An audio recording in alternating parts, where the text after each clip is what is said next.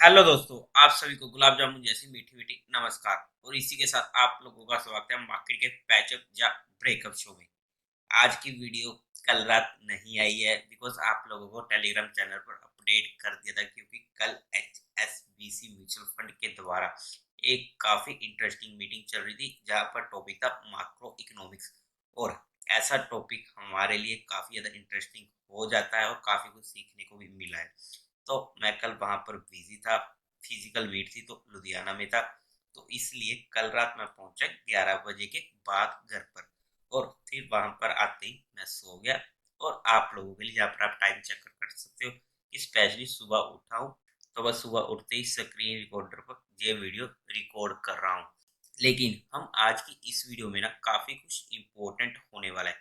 देखो, वो मैं आपको एक बार शॉर्ट में बता देता हूँ कि हम आज की वीडियो में क्या कुछ देखने वाले हैं। अब जो क्रेडिट सिस और सिलिकॉन वैली बैंक फेड, उसको भी हम एक बार समझेंगे कि चल क्या रहा है, क्योंकि वहां पर भी काफी ज्यादा दिक्कतें देखने को मिल रही है। और अगर यूएस में इतनी ज्यादा दिक्कत आ रही है, यूएस की मार्केट क्रैश हो रही है, तो होने दो। लेकिन हम इंडियंस को दिक्कत क्यों आ रही है, हमारी इंडियन मार्केट का क्या लेना देना उससे। तो वहां पर भी एक छोटा सा पॉइंट ऑफ व्यू लेंगे। उसी के साथ ना दो स्टॉक्स हैं। एक होने वाला है, देखो, IEX, वो भी फोकस में है। और दूसरा है पॉली मेडिक्योर, जिसने एक अच्छा खासा ब्रेकआउट दिया था। लेकिन जो हमें मार्केट बता रही होती है ना, तो वहां पर चार्ट स्टडी करने को हमें काफी कुछ सीखने वाला है। तो हमें वहां पर एक बार अगर हम उस चीज को देखेंगे ना, आपको इंटरेस्टिंग लगेगा कि मैं आपको क्या बताना चाहता हूँ। तो जैसे वो चीज आप देखोगे, आपको समझ आ जाएगा कि क्या चल रहा है और हमें कैसे क्या करना चाहिए। और उसी के साथ साथ जो हमारा डाटा होता है, उसे हम समझने की कोशिश करेंगे। और स्पेशली मॉर्निंग में उठ के ये वीडियो रिकॉर्ड कर रहा हूँ, तो वीडियो को लाइक जरूर कर दीजिएगा और साथ ही साथ शेयर तो पक्का कर दीजिएगा।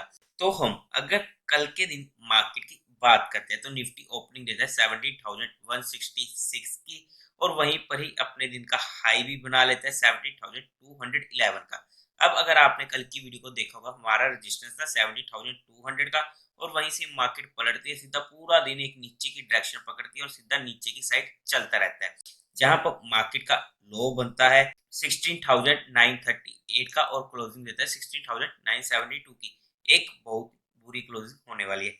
इनफैक्ट जहां पर ना एक इंटरेस्टिंग फैक्ट है, वो मैं आपको ना जब ऑप्शन चेन दिखाऊंगा तब बताऊंगा, तो आपको पता लगेगा और आपके आने वाले टाइम में काफी ज्यादा हेल्पफुल भी रहने वाला है। लेकिन उस फैक्ट को यूज करना डिफिकल्ट हो सकता है, उसके लिए हमें पूरा एक्सपीरियंस चाहिए, इस बात का भी हमें ध्यान रखना पड़ेगा। और उसी के साथ साथ अगर हम FI और DI डाटा की बात करते हैं, तो FIIs ने कल के दिन 1270 करोड़ की सेलिंग करी है। वहीं पर DIIs ने 1823 करोड़ की बाइंग करी है। नेट में फिगर बाइंग का है, बट इतना मेजर फिगर नहीं है। उसके बाद अगर हम बात करते हैं ना, सबसे पहले हम हमारे इंडियन मार्केट पर चलते हैं, जहां पर मैं आप लोगों के साथ स्टॉक डिस्कस करना चाहता हूँ। तो सबसे पहला स्टॉक आ जाता है IEX। वैसे ना देखा जाए, इस स्टॉक को हमने पिछले से पिछले साल 2-3 साल पहले बहुत यूज करा है। और वहां पर ये स्टॉक डबल भी हुआ था।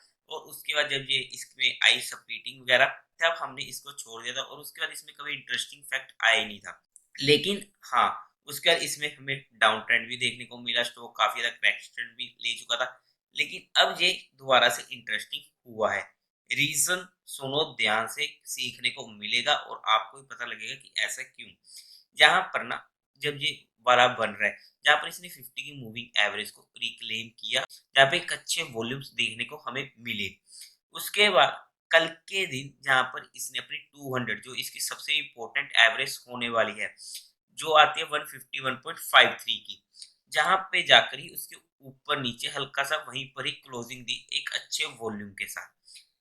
अब ये इसके लिए ना एक मेजर रेजिस्टेंस होने वाला है। अगर इस रेजिस्टेंस के क्रॉस करके ऊपर सस्टेन करता है, तो हमारे लिए वहां पर एक अच्छा स्टडी पर्पस ये शेयर हो सकता है।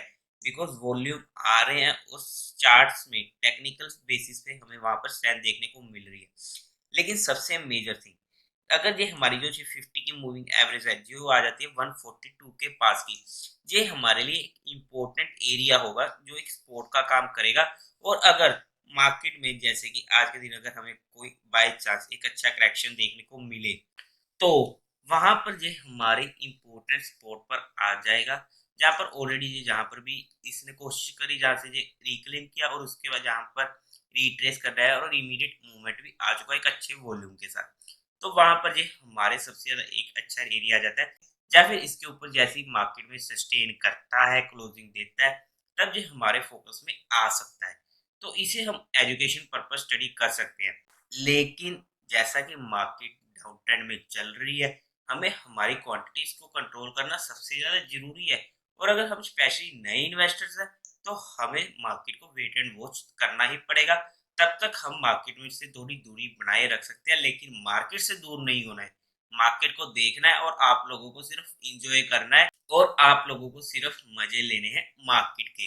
लेकिन मार्केट से दूर मत होइएगा, क्योंकि जहाँ पर ऐसी ही मार्केट में हमें काफी कुछ सीखने को मिलता है जो हमें हमारे आने वाले टाइम में काम आता है। उसके बाद अब हम दूसरे शेयर की बात करते हैं, पोली मेडिक्योर। इसमें आपको काफी कुछ इंटरेस्टिंग सीखने को मिलने वाला है।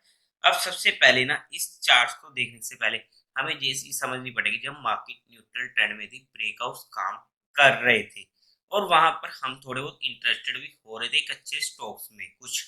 लेकिन स्टॉक स्पेसिफिक एक्शन हमें अब भी मिलेगा।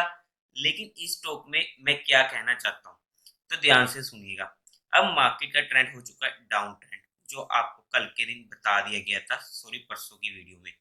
तो अब अगर आप देखो, इसने कप विद हैंडल का पैटर्न बनाया और जैसे ये पैटर्न बना और उसके बाद इसने ना ब्रेकआउट देने की कोशिश करी। अब ये ना इसके लिए जैसे या तो ब्रेकआउट हो या जहाँ से ब्रेक डाउन हो। तो जहां पर ना इसने कोशिश करी, वॉल्यूम्स अच्छे थे, लेकिन हमें अगले दिन ब्रेकआउट हुआ जहां पर ट्रैप करने की कोशिश की। वो मार्केट ने इस शेयर को सीधा ले गया नीचे की और एक अच्छा खासा मूव नीचे की साइड आ चुका था। और इसमें हमें ब्रेकआउट देखने को मिला है एक अच्छे वॉल्यूम के साथ। अब मार्केट के डाउन ट्रेंड में हमें सबसे पहले तो क्वांटिटीज को काफी ज्यादा कंट्रोल करना होता है।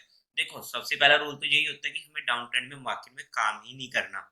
जब मार्केट में या तो डेड कैट बाउंस आने की उम्मीद हो पुट को रेशो की वजह से, तब हम वहां पर एज ए स्विंग प्ले कर सकते हैं। लेकिन बिना फालतू में हमें ज्यादा काम नहीं करना होता। और अगर हमें काम करना है तो ब्रेकआउट्स को जितना ज्यादा हो सके अवॉइड करके स्पोर्ट पर काम करना चाहिए। तो यहाँ पर हुआ क्या, यहाँ पर ब्रेकआउट देने की कोशिश करी, ब्रेकआउट नहीं हुआ, ब्रेक डाउन हुआ। लेकिन अब ये धीरे धीरे अपनी, हालांकि इंपॉर्टेंट स्पॉट पर पहुंच रहा है, जो 50 की मूविंग एवरेज आती है 928 की, और मेजर स्पॉट को देखो आती है 860 की। मतलब कि एक ही दिन में इसने अपनी 1020 के पास आ चुका था। इसलिए अगर हमारी यहाँ पर एंट्री होती भी है, चलो हमने तो काम करने, क्या पता काम कर ही जाए, तो हमारा डाउन ट्रेंड में स्टॉप लॉस 1% से ज्यादा का बिल्कुल भी नहीं होना चाहिए। जो हम न्यूट्रल ट्रेंड में 2 से 3% का ले लेते हैं, वो हमारा डाउन ट्रेंड में 1% का आ जाता है। और ब्रेकआउट की बजाय हमें स्पॉट पर काम करना चाहिए, वो हमारे लिए ज्यादा फेवरेबल हो जाता है डाउन ट्रेंड में। तो आई होप कि आपको जो मैं यहाँ पर पॉइंट बताने की कोशिश कर रहा हूँ, आप उस पॉइंट को समझ पा रहे होंगे। उसके बाद स्टॉक इन फोकस के लिए आप लोग हमारा टेलीग्राम चैनल ज्वाइन कर सकते हो। टेलीग्राम चैनल का लिंक आपको डिस्क्रिप्शन में मिल जाएगा, या फिर आप direct market love affair search करके वहां से भी ज्वाइन कर सकते हो। अगर हम बात करते हैं ना क्रेडिट स्विस की, देखो क्रेडिट स्विस ना काफी ज्यादा इंटरेस्टिंग हो रहा है, इसको हम समझने की कोशिश करते हैं क्यों। क्रेडिट सिस का नाम सभी ने सुना है, स्पेशली अब अडानी का जो सीन हुआ था, अडानी वर्सेस हिंडनबर्ग का। उसके बाद क्रेडिट सिस की भी रिपोर्ट आई थी, जहां पर उन्होंने अडानी के बॉन्ड्स को कर दिया था खत्म, कि अब इसके बॉन्ड हो चुके हैं खत्म वगैरह। तो ना एक्चुअली क्रेडिट सिस की अगर हम बात करते हैं ना, इसका 5 ईयर का, वैसे मैंने चार्ट खोला, सिर्फ समझाने की कोशिश कर रहा हूँ। ये अपने हाई से 5 ईयर का भी इसका हाई ना 20 समथिंग के पास था, वहां से भी ये क्रैश होते होते $2.16 के पास आ चुका है। मतलब कि कल के दिन अगर देख रहे हैं तो इसमें एक अच्छा खासा क्रैश हमें देखने को मिला। लेकिन अब अगर हम बात करते हैं कि जो ये शेयर है क्रेडिट से, जो अपने लगातार हाई से काफी ज्यादा डाउन आ चुका है, अगर हम मैक्सिमम भी लगाकर देखते हैं तो 70 से 2.16 का है। चलो हम इतना लंबा नहीं लेके चलते, 5 का ही लेके चलते हैं। तो वहां से भी एक अच्छा खासा करेक्शन आ चुका है, और जहां पर प्रोबेबिलिटी ये हो रही है कि ये डिफॉल्ट कर जाएगी और इसका दिवालियापन निकलने वाला है। और ऐसे में भी ये कंपनी आती है और काफी स्टॉक्स के ऊपर अपना एनालिसिस निकाल कर रिपोर्ट निकाल देती है और उल्टा सीधा बोल देती है। और स्पेशली इंडियंस कंपनीज के खिलाफ तो ये काफी ज्यादा इंटरेस्टिंग हो जाती है और वहां पर काफी कुछ बोलते रहते हैं, कभी किसी कंपनी के खिलाफ रिपोर्ट निकालती, कभी किसी के साथ, और उन वहां पर सेलिंग के लिए बोलती रहती है। भाई साहब आप अपना देखो, हम इंडियंस हैं, हमें कोई भी क्या भी बोलते हैं हमें नहीं फर्क पड़ना चाहिए। अगर मैं भी जो भी आपको कुछ भी बोलूं, आपको उससे भी फर्क नहीं पड़ना चाहिए। आपको फर्क पड़ना चाहिए कि आपको मार्केट क्या कह रही है। जो मार्केट आपको सामने दिखाने की कोशिश कर रही है ना, आप उस चीज को सुनो। हम क्या कह रहे हैं, दूसरा बंदा क्या कह रहा है, जो कोई बाहरला बंदा क्या कह रहा है, हमें उससे मतलब नहीं होना चाहिए। हमें मार्केट से मतलब होना चाहिए, और जो मार्केट बोलेगी वही एट लास्ट में सही होने वाला है। हमें इस बात को समझना पड़ेगा, इसलिए मैंने इस रिपोर्ट को, इस न्यूज को उठाया है। हालांकि इसका जो मैटर था वो सऊदी नेशनल बैंक के कुछ अमाउंट वगैरह रिलेटेड था, जो वहां से हो चुका है कि आपको नहीं दी जाएगी, ऐसा कुछ सिनेरियो था।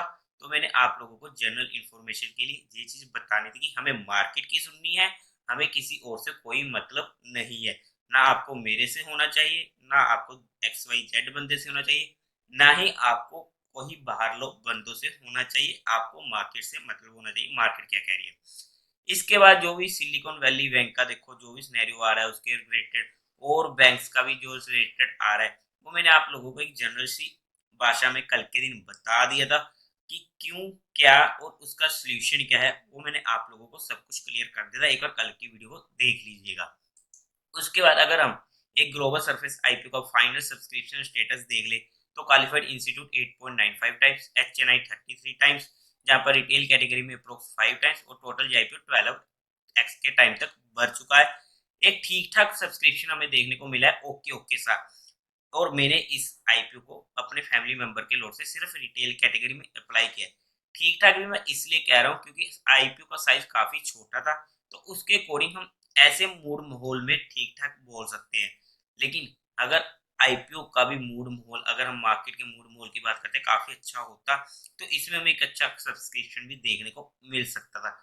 लेकिन अगर मार्केट बोल रही है, तो हमने इसे रिटेल कैटेगरी में ही देखकर अप्लाई किया है। हम ज्यादा रिस्क नहीं ले सकते थे मार्केट के मूड माहौल को ध्यान में रखते हुए।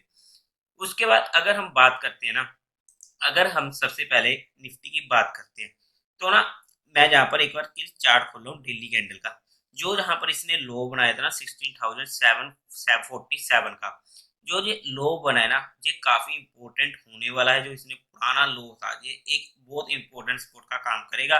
और ऐसी इंपॉर्टेंट सपोर्ट 16,750 से 800 या 850 में अगर हमको एडिशनल एसआईपी टॉपअप करनी है, जो हमारे पास एक अच्छा मौका आ जाता है एडिशनल एसआईपी टॉपअप का, वो हम जहां पर कर सकते हैं। पर्सनली मैं करूंगा एडिशनल एसआईपी टॉपअप। और एडिशनल एसआईपी टॉपअप का मतलब भी समझ लीजिएगा, क्योंकि आपको काफी दिक्कत ना आए बाद में कि हमें तो लमसम डालनी थी। देखो अगर आपकी 5,000 की एसआईपी चल रही है पर मंथ की, तो आपको वहां पर 5,000 की एडिशनल एसआईपी टॉपअप करनी है मार्च के मंथ में। और जब ऐसी रेंज में मार्केट आता है, तो वो हमारे लिए एक अच्छा रेंज हो जाता है, एक अच्छा एरिया हो जाता है, जहां पर हम 5,000 अपने उन्हीं फंड्स में जैसे जैसे चल रहा है वैसे वैसे एडिशन कर देंगे। उससे ज्यादा का हमें नहीं करना होता, इसलिए इसे हम एडिशनल टॉपअप कहते हैं। अब ना हम ऑप्शन चेन की बात करते हैं, और आपको एक इंटरेस्टिंग फैक्ट जो मैंने स्टार्टिंग में आपको निफ्टी के बारे में डिस्कस करते हुए बताया था। मैं जब कल ट्रैवल कर रहा था, अप्रोक्स 230 के करीब हुए थे, और ना जहां पर मैंने डाटा देख लिया वैसे खोलकर, क्योंकि 70,100 वाले लोग थे ट्रैप, और 70,050 वाले भी समथिंग आप कह सकते हो। और मार्केट घूम रही थी 17,020-25 के पास। तो जब मैंने यहाँ पे ना डाटा देखा, मैंने 1 मिनट डाटा, 1 मिनट भी क्या, आधा मिनट डाटा देखा, और मेरे दोस्त को फोन किया। एक मेरा फ्रेंड था, तो मतलब काफी चड्डी बड्डी कह सकते हो, तो उसे फोन किया और मैंने उसको सिर्फ इतनी सी बात बोली, अगर मार्केट में 17,000 टूटा डाटा के अकॉर्डिंग, तो मार्केट में इमीडिएट हमें फ्री फॉल देखने को मिल सकता है, तो इस बात का ध्यान रख लियो। तो उसके बाद मैंने मार्केट को नहीं देखा था 3, 3:30 बजे तक। तो उसके बाद उसी की कॉल आई थी 3:20-25 पर, वो पूछ रहा था कि क्या करना चाहिए, मार्केट काफी बुरी क्लोजिंग दे रही है। तो मैंने उसको बोल दिया था कि कैरी वगैरह करने का हम रिस्क नहीं लेंगे, हमें रिस्क नहीं लेना, जो भी है ठीक है। लेकिन मेरे को उस टाइम पे नहीं पता था कि मार्केट में इतना गंदा फ्री फॉल आ चुका है। और उसके बाद जब मैंने मार्केट खोली जो हमारी निफ्टी रिव्यू तैयार करने के लिए थी, तो वहां पर जब मैंने इमीडिएट देखा कि ये क्या होगा, तो बस कभी कभी लगता है ना कि अपुन ही भगवान है, हालांकि ऐसा कुछ भी नहीं है।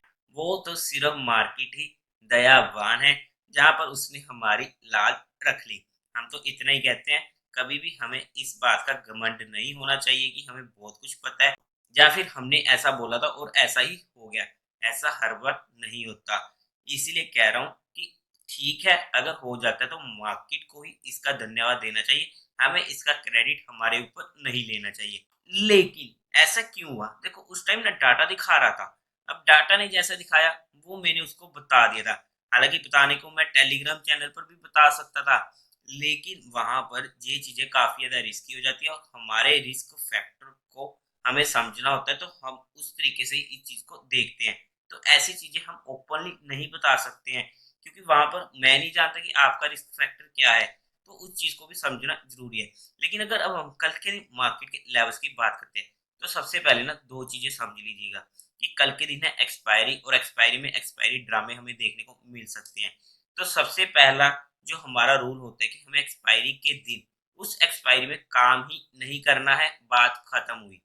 और अगर हमको फिर भी काम करना है कि हमें तो काम करना ही है, हम तो करेंगे, हमसे तो रहा नहीं जाता, तो वहां पर हमें अगर काम करना पड़ा, हमारे लेवल्स आए, तो वहां पर हम नेक्स्ट वीकली एक्सपायरी में काम कर लेंगे। तो जो हमारे रिस्क रिवार्ड रेशियो के फेवर में थोड़ा फेवरेबल में आ जाएगा, ठीक है, प्रॉफिट कम होएगा लेकिन एक मेजर लॉस होने से बच जाएगा। वरना क्या होता है कि एक्सपायरी के दिन हमारी पूरी की पूरी कैपिटल ही इरोड हो जाती है, तो उस चीज को समझना पड़ेगा। अगर हम अब इसमें लेवल्स की बात करते हैं ना, तो 16,800 हमारे पास जहां पर हमारी बात चल रही है, एक इंपॉर्टेंट स्कोर निकल के आ रही है डाटा के बेस पर भी। हालांकि 16,750 से 800 हमारे पास टेक्निकल स्कोर निकल के आ रही है, और ये हमारे पास एक इंपॉर्टेंट स्कोर निकल के आ रही है। अगर हम रेजिस्टेंस की बात करते हैं तो 17,200 तो हमारे पास मेजर रेजिस्टेंस रहने वाला है, जहां पर सबसे ज्यादा कोल सेलर होने वाले हैं, और उसके बाद लगातार भी उसके बाद आगे भी हमारे पास अच्छे कोल सेलर है। तो 70,200 एक मेजर रेजिस्टेंस रहेगा ही रहेगा, और उससे पहले 70,100 पर भी अच्छे खासे हमें कोल सेलर मिलने वाले हैं। लेकिन अगर मार्केट जहां मर्जी खुले और आधे घंटे के बाद अगर मार्केट एक रेंज में फंसा और दोनों साइड के कोल सेलर और पुट सेलर, ये सीखने वाली बात है, आ जाते हैं और वहां पर मार्केट को एक रेंज में फंसाने की कोशिश करते हैं ना, तो वहां पर मार्केट साइडवेज हो सकती है। इस बात को हमें समझना पड़ेगा कि कहीं वहां पर जाकर हमारा प्रीमियम डीके हो सकता है, क्योंकि ऐसा जनरली होता ही है और होएगा भी कि जो मूवमेंट आनी होगी वो पहले आधे घंटे एक घंटे में आ जाएगी, उसके बाद तो मार्केट एक छोटी सी रेंज में फंस जाएगा। लेकिन अगर उसके कहीं पर भी कॉल सेलर या पुट सेलर ट्रैप होते हुए देखने को मिले, तब वहां पर हमारे पास एक इंटरेस्टिंग पॉइंट हो जाता है, और वो मैं आप लोगों को टेलीग्राम चैनल पर अपडेट कर दूंगा। इसके अलावा अगर हम बात करते हैं 16,800 750 के पास में जब आएगी मार्केट, तो पुट को रेशो की वजह से मार्केट ओवरसोल्ड हो जाएगी। लेकिन ओवरसोल्ड होने का मतलब ये नहीं कि आज के दिन एक्सपायरी की वजह से वो काम नहीं करता। बट जैसे मार्केट इस रेंज में आ जाती है, उसके बाद मैं शॉर्टिंग साइड पे नहीं होने वाला हूँ। एक डेडिकेट बाउंस की वहां पर उम्मीद रहेगी, वो चाहे आज आ जाए, अगर आज नहीं आया एक्सपायरी की वजह से, तो वो हमें कल देखने को मिल सकता है। अगर मार्केट ऐसी रेंज में बंद होता है सिर्फ तभी, बिकॉज वहां पर पुट को रेशियो काफी ज्यादा ओवरसोल्ड हो जाएगी। तो इसी के साथ साथ अगर आप लोगों को म्यूचुअल फंड में या इंश्योरेंस सेगमेंट में कोई भी हेल्प चाहिए, तो आप लोग हमसे कांटेक्ट कर सकते हो। डिस्क्रिप्शन में आपको टीम का हेल्पलाइन नंबर मिल जाएगा, तो आप वहां से डायरेक्ट कांटेक्ट कीजिएगा और आपकी क्वेरी को जल्दी से जल्दी सॉल्व कर दिया जाएगा। इसी के साथ साथ आप हमारी यूट्यूब मेंबरशिप को भी ज्वाइन कर सकते हो, जो आपको सिर्फ 160 रुपीज में मिल रही है पर मंथ के, जहां पर आपके साथ वन वीकली मेंबर वीडियो और काफी ज्यादा स्टॉक्स की स्टडी की जाती है, जो आपको एजुकेशन और लर्निंग परस्पेक्टिव में काफी ज्यादा काम में आने वाली है। और इसी के अलावा आप लोगों के साथ जितनी भी चीजें जहां पर डिस्कस की गई है, वो सिर्फ एजुकेशन लर्निंग और केस स्टडी परस्पेक्टिव की गई है। इसका इन्वेस्टमेंट से कोई भी लेना देना नहीं है, ना ही जो कोई इन्वेस्टमेंट की टिप है। अगर फिर भी आपको इन्वेस्टमेंट या ट्रेडिंग कुछ भी करना हो, तो एक बार अपने फाइनेंशियल एडवाइजर से पूछकर ही काम कीजिएगा। Thank you very much and good morning.